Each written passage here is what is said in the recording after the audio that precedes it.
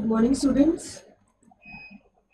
Today I am talking about the term ultra-wise acts in the company. And this is a very important term in the company's law as per Companies Act 2013, Acts of Ultra-wise, which act declared as the Ultra-wise Act as per the Companies Law 2000, as per the Companies Act 2013. So memorandum association of a company is a charter of the company, and it is a very important documentary evidence that is required for the incorporation of the company. And this document contains the information in respect of the objectives of the company, main objectives of the company.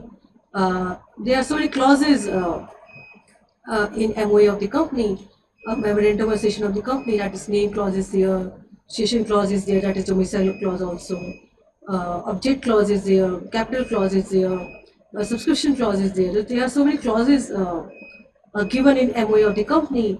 That is a very important documentary evidence of the company. That is the constitution of the company. Company constitution, company incorporation depends upon the MOA of the company, and that is a basic charter of the company. Important documentary evidence that is required, without which the company cannot be incorporated. So whatever mentioned in the object clause of the MOA of the company, for that objective the company is bind upon, that binds the company, like make a company liable for that.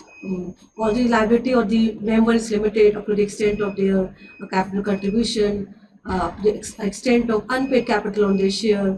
But MOA of the company binds you. That is a binding document which describes the scope of the company among other things.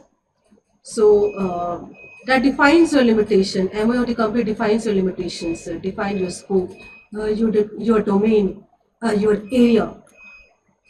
So that makes your relationship, that forms a relationship with the company that is specified in the MOA of the company. And if the company depart from its MOA, not following the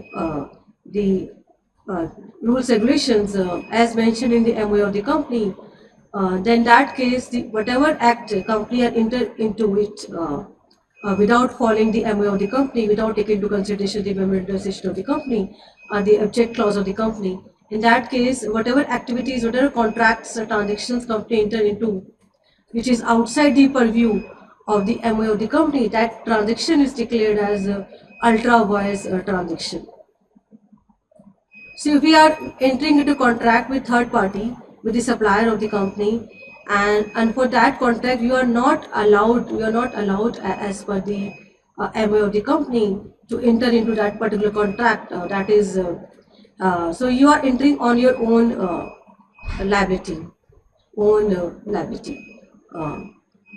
So this is about the MOA of the company that makes your contract liable. If you are entering with, outside the purview of MOA, then you have to liable, personally liable, the persons, the officers of the company, those who engaged in that, they are personally liable for the debts of the company.